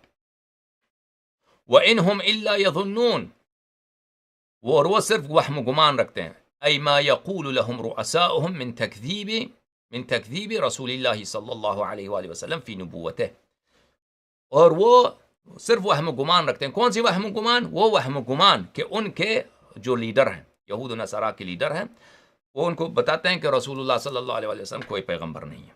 امیر المؤمنین علیہ السلام جو ان کے جانشین ہیں، سید العترہ ہیں، وہ کوئی امام نہیں ہے، وہ کوئی یہ وہ مبشر نہیں ہے جن کی بشارت ہوئی، یہ وہ خاندان نہیں ہے، یہ جھوٹ بول رہے ہیں، یہ ادعا کر رہے ہیں۔ سمجھ میں آ رہی نا؟ اچھا، وَهُمْ يُقَلِّدُونَهُمْ مَعَ أَنَّهُ مُحَرَّمٌ عَلَيْهِمْ تَقْلِيدُهُمْ، اور کیا ہوتا ہے؟ دیکھیں یہاں پہ لفظ تقلید ہے، اسی حدیث کی بات ہو رہی ہے، اور یہ حضرات، یہودی حضرات، ان علماء کی بات سنتے ہیں اور ان کی تقلید کرتے ہیں، حالانکہ یہ کہ ان کی تقلید ان پر حرام ہے۔ اچھا، اس سے پہلے کہ میں آگے بڑھ جاؤں میرے عزیز، میں آپ کو یہاں پر اردو زبان میں بھی اس کتاب کا ترجمہ ہے، میں اس کو اردو زبان، اس یہی حصہ جو میں پڑھ چکا ہوں وہ اردو زبان والے ترجمہ میں دکھا دوں۔ یہ کتاب ہے احتجاج تبرسی، کیونکہ یہ حدیث جو ہے احتجاج تبرسی بھی میں موجود ہے۔ احتجاج تبرسی میں جلد دوم، یہ ترجمہ ہے مولوی اشفاق حسین صاحب کا، میں ان کو نہیں جانتا، خدا حفظ کرے ان کو۔ ادارہ تحفظ حسینیت لاہور پاکستان میں کتاب چھپی ہے سنہ 2009 میں۔ یہاں پر صفحہ نمبر 300 میں اس حدیث کا صفحہ نمبر 301 میں شروع ہوتا ہے، منہم امیون الکتاب الا امانی، وہی حصہ جو میں آپ کو پڑھ چکا ہوں ابھی تک، وہ میں آپ کو سناتا ہوں، پر اس سے استدلال کرتے ہیں۔ اچھا، یہودیوں میں سے کچھ امی ہیں کہ سوائے بےہودہ امیدوں کے کتاب میں سے کچھ نہیں جانتے، حالانکہ یہ ان کا صرف خیال خام ہے۔ یہ سورہ بقرہ۔ اس آیت کے بارے میں روایت ہے کہ لفظ امی ان کی ماں کی طرف منسوب ہے، جیسے وہ شکم مادر سے باہر آئے، نہ لکھنا جانتے نہ پڑھنا جانتے ہیں، کتاب سے کچھ نہیں جانتے۔ اس سے مراد آسمان کی کتاب ہے کہ نہ کہ جھوٹوں کی کتابیں، لیکن وہ دونوں میں تمیز نہیں رکھتے، سوائے بےہودہ آرزوؤں، سوائے اس کے جو کتاب ان کے لیے پڑھی جائے، اور وہ کہتے ہیں یہ خدا کی کتاب ہے اور اس کا کلام ہے، اور اگر اس کتاب کے خلاف پڑھایا جائے تو کچھ فرق نہیں کر پاتے، یہ ان کا صرف خیال خام ہے۔ یعنی ان علماء کی وہ رؤساء کی انہیں صرف نبوت محمد صلی اللہ علیہ وآلہ اور امامت پر اطرت، یہ غلط ہے، امامت پر اطرت کیا ہوتا ہے؟ اور امامت پر اطرت ہے اور امامت پر اطرت رسول علی ابن ابی طالب علیہ السلام کی تکذیب کے بارے میں پڑھ کر سنایا ہے، اور حرف ان علماء کی، اور وہ حرف انہی علماء کی تقلید کرتے ہیں حالانکہ ان کے پیشواؤں کی تقلید ان پر حرام کی گئی ہے۔ اچھا میرے عزیز، یہ اس مولوی کا ترجمہ جو ہے نا کچھ ہمیں پسند نہیں ہے، یہ بہت گڑبڑ والا ترجمہ ہے۔ اچھا ہم اپنی جو آپ کو سناتے ہیں وہ اسی کی طرف آتے ہیں، اپنا عربی متن جو میں نے ترجمہ کیا ہے وہ بہت توضیح بھی دی ہے۔ اچھا تو یہاں پر کیا کیا گیا ہے؟ دیکھیے میرے معزز ناظرین، یہاں پر پہلا قرینہ بہت واضح ہے۔ قرینہ واضح کیا ہے؟ یہاں پر مراد، تقلید سے مراد قبول قول راوی ہے۔ کیوں قبول قول راوی ہے؟ امام علیہ السلام فرماتے ہیں کہ یہودیوں میں سے بہت سارے کیا ہیں؟ امی ہیں، ان پڑھ ہیں، ان کو نہیں پتا ہوتا کہ تورات میں کیا لکھا ہے۔ علماء آ کر ان کو تورات میں سے سناتے ہیں، جو بھی کچھ سناتے ہیں وہ قبول کرتے ہیں۔ ان کیا سناتے ہیں؟ اس میں سے تکذیب رسول اللہ صلی اللہ علیہ وسلم، یعنی رسول اللہ صلی اللہ علیہ امیر المؤمنین علیہ السلام کو جٹلانے والی باتیں ان کو عوام کو سناتے ہیں، اور ان عوام ان کی تقلید کرتے ہیں حالانکہ ان کی تقلید ان پر حرام ہے۔ سمجھ میں آئی نا؟ عوام ان کی تقلید کرتے ہیں ان علماء کی حالانکہ ان کی تقلید حرام ہے۔ کس تقلید کی بات ہو رہی ہے یہاں پر؟ کس تقلید کی بات ہو رہی ہے یہاں پر؟ ان کے فتوے کی بات نہیں، یہاں کوئی فتوہ بازی نہیں ہے۔ یہ علماء یہاں پہ فتوے نہیں دے رہے تھے، یہاں یہ علماء ان کے لیے نقل کر رہے ہیں، علماء ان کو حدیث سنا رہے ہیں۔ عوام ہیں، حدیث کن کی سنا رہے ہیں؟ حضرت عیسیٰ علیہ السلام، حضرت موسیٰ علیہ السلام کی حدیث سنا رہے ہیں۔ اچھا حضرت موسیٰ علیہ السلام، حضرت عیسیٰ علیہ السلام کی حدیث سنا رہے ہیں، عوام ان کی تقلید کر رہے ہیں، یعنی ان کی حدیث کو قبول کر رہے ہیں بلا تفتیش کے، بلا تحقیق کے، ان کی بات کو تصدیق کرتے ہیں حالانکہ ان کے لیے یہ حرام ہے۔ تو پتہ چلا کہ اس حدیث میں پہلا قرینہ واضح طور پر میرے عزیزو، تقلید، لفظ تقلید اسی حدیث میں جو ہے آیا ہے کس موضوع پر، کس معنی پر؟ اس معنی پر لفظ تقلید آیا ہے کہ قبول حدیث کے معنی پر۔ اب مزید قرینے انشاءاللہ تبارک و تعالیٰ کل آپ کی خدمت میں عرض کریں گے۔ اب دیکھتے ہیں آپ کے کچھ سوال آئے ہیں یوٹیوب پر یا نہیں۔ اچھا قبلہ جیسے آپ فرمائیں کہ تقلید میں دین میں حساسیت نہیں رکھتی تو پھر وہ سرائیت، یہ یوٹیوب میں سوال ہے میرے عزیز، سوال یہ ہے، دیکھو عزیزو، اردو میں پروگرام میں اردو میں سوال کریں، انگلش میں سوال کریں گے یا اردو کو انگلش میں لکھیں گے، اب نہیں پڑھیں گے اس کو۔ قبلہ جیسے آپ فرما رہے ہیں کہ تقلید دین میں، مرتضیٰ شیخ پوچھ رہے ہیں کہ تقلید دین میں حیثیت نہیں رکھتی تو پھر وہ سرائیت جو مولا نے مجتہد کے لیے بتائے ہیں، صلاحیت شاید بول رہے ہیں، ان کا کیا کریں؟ کوئی کس صلاحیت کی بات کر رہے ہیں؟ مولا نے مجتہد کے لیے کیا بنایا، کیا بتایا؟ کوئی نہیں بتایا۔ اجتہاد ہے ہی نہیں ہمارے احادیث میں، مجتہد، ہمارے احادیث میں مجتہد کی مذمت کی گئی ہے نہ کہ ان کی صلاحیت بتایا گیا ہو۔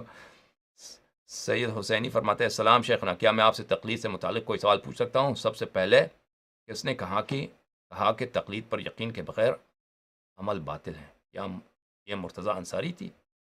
اس نے کہا کہ تقلید پر یقین کے بغیر عمل باطل ہے۔ میں آپ کو مراد نہیں سمجھتا کہ آپ کیا کہہ رہے ہیں۔ میں یہ بات کہ تقلید پر یقین کے بغیر عمل باطل ہیں، تقلید پر عمل، یہ بات آپ کی، یہ اردو آپ کی جو ہے نا ہمیں نہیں سمجھ آ رہی کہ آپ کا مراد کیا ہے۔ السلام علیکم شیخ، کیا روات پر حکم لگانا اور علم رجال ایک اجتہادی امر ہے، اور آپ کیا رائے؟ روات پر حکم لگانا، روات پر کیا حکم لگانا؟ کیا کہ راوی شیعہ ہے؟ یہ ہمیں تو نہیں معلوم کہ کون راوی شیعہ تھے یا نہیں تھے، یہ نقل ہے، سب نقل ہے، روایت ہے، یہ کوئی اجتہاد نہیں ہے، اجتہاد وہم و گماں ہے۔ اگر کوئی ہم جانتے ہیں کہ فلاں اس کی روایت سے بھی پتہ چل جاتا ہے، ایک شخص فضائل میں روایت نقل کرتا ہے تو اس سے پتہ چل جاتا ہے کہ یہ شیعہ ہے، سمجھ میں آ رہی نا؟ یہ پتہ چل جاتا ہے، یہ اس پہ دلالت کر رہا ہے، یہ شخص کے عقائد کیا ہیں۔ ایک شخص اس کے روایت یا ایک شخص کے متعلق نقل ہے، دوسروں نے شہادت دی ہے کہ یہ شیعہ ہے، یہ اس میں وہم و گماں کی کوئی گنجائش نہیں ہے۔ اچھا اچھا آپ چلتے ہیں میرے عزیزوں فیس بک میں، کہ فیس بک میں کہ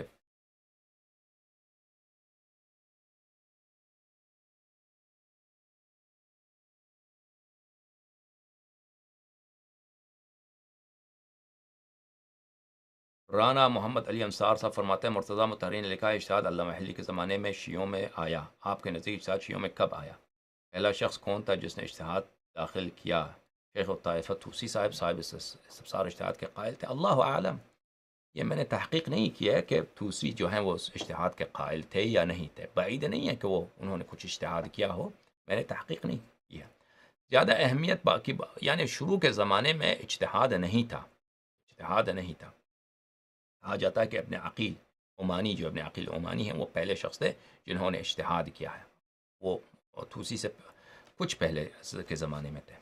ان کے متعلق ایک قول ہے کہ وہ کلینی کے معاصر تھے، ایک قول یہ ہے کہ وہ مفید کے معاصر تھے. تو یہ کہا جاتا ہے. اب اللہ عالم، یہ اتنی اہم بات نہیں ہے کہ پہلے کس نے کیا ہے، جو بھی ہے وہ اجتہاد کی مذمت ہے. ہم اجتہاد مذموم شے ہے ہماری مذہب میں. اور اجتہاد سے مراد ہم کیا لیتے ہیں میرے عزیز؟ اجتہاد یہ نہیں ہے کہ آپ حدیث کو سمجھ لیجئے. اگر آپ اس سے مراد یہ لیتے ہیں تو آپ کی مرضی، لے لیں. آپ کہیں کہ اجتہاد یہ ہے کہ ہم حدیث کو اچھی طرح سے سمجھ لیں. حدیث میں اگر تقیہ سے کوئی مطلب ہے تو تقیہ والی مطلب ہم سمجھ لیں کہ یہ تقیہ ہے، یہ امام علیہ السلام کا مراد نہیں ہے. حدیث میں اگر کوئی مجاز قول ہے، مجاز گوئی ہے، اشارہ ہے، کنایہ ہے، تو اس کو سمجھ لیں اچھی طرح سے. حدیث میں مثلا اگر کوئی فرض کریں کہ کوئی بات منسوخ ہے، اس کو سمجھ لیں کہ یہ منسوخ شدہ بات ہے. اگر حدیث شریف میں مثلا کوئی بات کسی ایک شخص کے لیے خاص ہے، دوسروں کے لیے عام حکم نہیں ہے، اس کو سمجھ لیں. یا حدیث ضعیف ہے مثلا، اس کے ضعف کو سمجھ لیں. یہ باتیں یہ اجتہاد نہیں ہے، یہ تفقہ فی الدین کہلاتی ہیں. یہ اہل بیت علیہ السلام کے حدیث میں یہ تفقہ کہلاتی ہیں، یہ دین کو اچھی طرح سے پہچاننا، اچھی طرح جاننا. اہل بیت علیہ السلام کے کلام میں کنائے ہیں، مجاز ہیں، ان کو سمجھنا. یہ اگر آپ اس کو اجتہاد سمجھتے ہیں تو یہ ہمارے سر آنکھوں پر. یہ تو اصل دین یہی ہے کہ انسان ائمہ طاہرین علیہ السلام کے کلام کو اچھی طرح سے سمجھ لے اور دوسروں کو پڑھائے، دوسروں کو سنائے، دوسروں کو اپنی طاقت کے مطابق بتائے. لیکن یہ اجتہاد یہ نہیں ہے. حقیقت میں اجتہاد اس کو کہتے ہیں کہ وہ چیز جو نص میں نہیں ہے. ائمہ اطہار علیہم السلام کے کلام سے وہ اس کا استفادہ نہیں ہوتا، آپ اپنے سے اس کو بنائیں، دین میں داخل کر رہے ہیں. سمجھ میں آ رہی نا؟ مثلا ائمہ اطہار علیہم السلام نے کبھی نہیں کہا کہ تم مرجے کو کیا کرو تو خمس دے دو، مرجے کو خمس دے دو. اب سب کہتے ہیں کہ مرجے کو خمس دے دو، صحیح ہے نا؟ ہر جگہ انہوں نے نمائندے بنائے کہ خمسہ میں بیچ دو. کوئی حدیث ہے ہی نہیں اس مسئلے پر کہ مرجع مجتہد کو آپ خمس دیا کریں. یعنی نہ بالتلازم ہے، نہ بالتطابق اس کی کوئی دلالت ہے، کچھ بھی نہیں ہے. سمجھ میں یہ ہے. یا مثلا مجتہد حی کی تقلید کرے، میت کی تقلید نہ کرے. اصل تقلید ہی باطل ہے، اس کی کوئی حدیث نہیں ہے، اب اس کو چھوڑیے. یا حی کی تقلید کریں، یہ تو بہت مشہور ہے نا کہ مجتہد حی ہو، مردہ مجتہد کی تقلید ہے. کہاں ہے اس کی کوئی حدیث نہیں، انہوں نے خود بنایا، خود انہوں لوگوں نے بنایا ہے.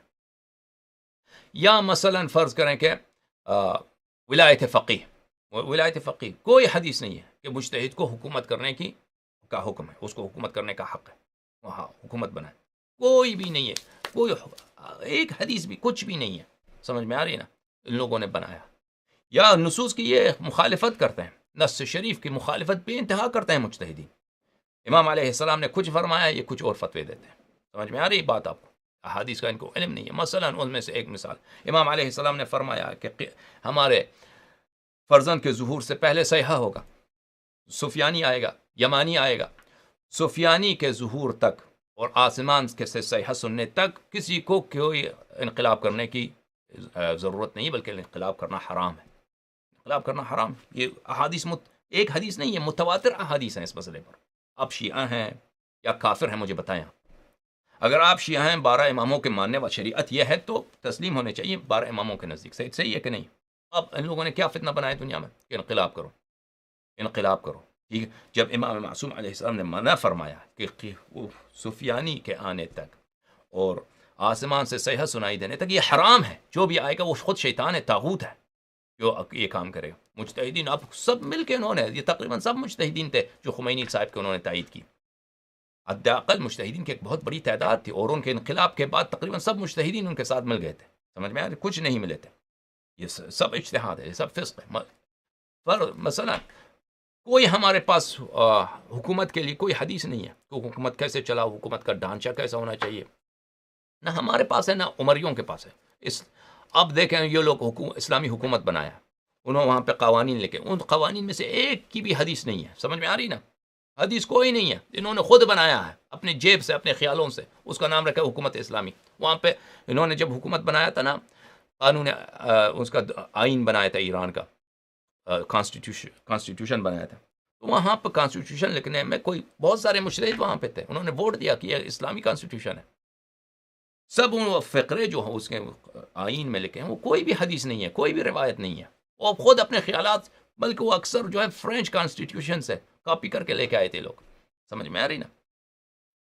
اس کے علاوہ طہارت میں، نماز کے مسائل میں، وضو کے مسائل میں، زکوٰۃ کے مسائل میں، حج کے مسائل میں، ہر مختلف ابواب میں مجتہدین کے فتاوی ہیں. اور مشہور، میں شاذ فتووں کی بات نہیں کر رہا، ان کے فتاوی ہیں جن کی کوئی حدیث ہی نہیں ہے، کوئی روایت ہی نہیں ہے. اگر ایک بات ایسا ہو جو روایت سے مستفاد ہے، وہ حق بات ہے. حق بات ہے، کسی کے لیے حجت نہیں ہے فتویٰ کسی کا، لیکن وہ حق بات ہے. چاہے وہ روایت سے مستفاد ہو، استفادہ ہوتا ہو، وہ بالالتزام، یعنی اس دلالت کر رہی ہو انڈائریکٹلی، غیر مستقیم طور پر، وہ ہمارے نزدیک وہ حقیقت ہے. جو بھی امر کلام اہل بیت علیہ السلام سے موافق ہے، کلام اہل بیت علیہ السلام اس سے بالالتزام یا بالتطابق دلالت یا بالاجتماع دلالت کرتی، وہ سر آنکھوں پر اس کا مخالف کافر ہے. اجتہاد وہ ہے عزیز، مذموم اجتہاد. اس کے اور اجتہاد حدیث اہل بیت علیہ السلام میں اسی کو اجتہاد بولتے ہیں. سمجھ میں آ رہی ہے نا؟ اجتہاد اسی کو بولتے ہیں کہ آپ ایک بات کو لے کے آئیں جو جس کی کوئی فرمان نہیں ہے معصومین علیہ السلام کی جانب، اس کو اجتہاد بولتے ہیں. اب آپ مجتہدین، ہمارے مجتہدین سے آپ رجوع کریں، وہ کہتے ہیں ہم یہ کام نہیں کرتے. وہ آپ قسم کھائیں گے، وہ کہیں گے او یہ جھوٹ ہے، یہ بہتان ہے، ہم کوئی، وہ ہمارا سب فتوے کیا ہے مطابق قرآن و سنت ہے. لیکن یہ ایک فراڈ ہے، یہ حقیقت نہیں ہے. جو ان کی کتابوں سے یہ بات عوام کو سناتے ہیں، اور ایک بات حقیقت ہے جو ان کے کتب میں ہے، ان کے دروس میں ہے. اور ان کے کتب، ان کے دروس کو عوام لوگ نہیں پڑھتے، طالب علم بھی نہیں پڑھتے، مولوی بھی لوگ بھی جو ہے نہیں پڑھتے کہ تنقیح میں کیا لکھا ہے، جواہر الکلام میں کیا لکھا ہے. مولوی بہت، ان میں سے بہت شذ و ندر کوئی پڑھتا ہو. 99% آپ کے جو طالب علم ہیں، مولوی ہیں، معمم حضرات، ان کتب کو، اجتہادی کتب کو نہیں پڑھتے. تو ان کو نہیں پتہ ہوتا کہ یہ بے شمار ایسی باتیں ہیں ہمارے مجتہدین کی جن کا کوئی اساس نہیں ہے حدیث اہل بیت علیہ السلام میں. کیا آقا جان، نعمان سمرو فرماتے ہیں، آقا جان آپ نے جمع قرآن کریم اور تحریف قرآن کے موضوع پر آج عربی چینل پر اپنی تحقیق پیش کی. اگر ممکن ہو تو اردو زبان ناظرین کے لیے اس تحقیق کو بیان فرمائیں. جناب سید طیارہ سلام اللہ علیہ آپ سے راضی ہوں. ایک موضوع کو تو ختم کریں نا، وہ قرآن کریم کے متعلق بات کریں تو تو وہ تفصیل سے بات کرنا ہوگا. وہ اختصار سے بات کریں گے پھر وہ فائدہ نہیں ہے اس کا، کیونکہ پھر لوگ اعتراض کریں گے. مصعب عباس نے کہا آپ تقلید کے خلاف کیوں ہو؟ کیا وہ زیادہ عالم ہے جو ساری زندگی علم حاصل کرنے نہیں لگاتا ہے، یا تم کو زیادہ معلوم ہے؟ اور کچھ تو گالی دیتے ہیں. بہت اچھی بات ہے، اس کی دلیل کو رد کریں، گالیاں نہ دیں. شیعہ مذہب کا مرجع تقلید صرف اور صرف 14 معصومین علیہم السلام ہیں. جو علماء ہیں اگر کلام معصومین علیہم السلام عوام کو پہنچائیں قابل قدر ہے، اور جو عالم کی شکل میں اپنے پیٹ سے بات کرتے ہیں اس کو ہم جھوٹا اور کذاب سمجھتے ہیں. بہت اچھی بات فرما رہے ہیں آپ محمد زمان کریمی صاحب. جاہل امام زمان کی تقلید نہیں اطاعت ہوتی ہے. جاہل امام علیہ السلام کی کیوں نہیں ہوتی؟ جاہل امام علیہ السلام کی تقلید ہوتی ہے، حدیث میں آئی ہے، یعنی اس کی بات کو مان لو، اس کی بات کو مان لو. امام علیہ السلام کی تقلید ہوتی ہے، حدیث میں آیا، حدیث شریف میں آیا.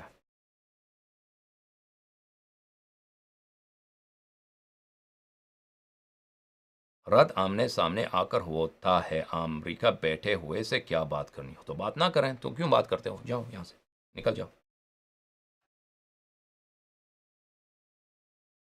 بات نہ کرو، اچھی بات ہے. ہم سے بات نہیں کرتے، ہم امریکہ میں بیٹھے ہیں، اچھی بات ہے. تو کیوں لکھا ہے آپ نے؟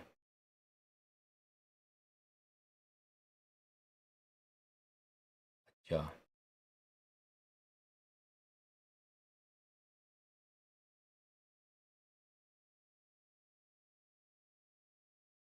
اللهم صل على محمد وآل محمد وعجل فرجهم الشريف. اللهم كن لوليك الحجة ابن الحسن صلواتك عليه وعلى آبائه في هذه الساعة وفي كل ساعة وليا وحافظا وقائدا وناصرا ودليلا وعينا حتى تسكنه أرضك طوعا وتمتعه فيها طويلا. اللهم صل على محمد وآل محمد. یا علی مدد. خدا کو سلامت رکھے.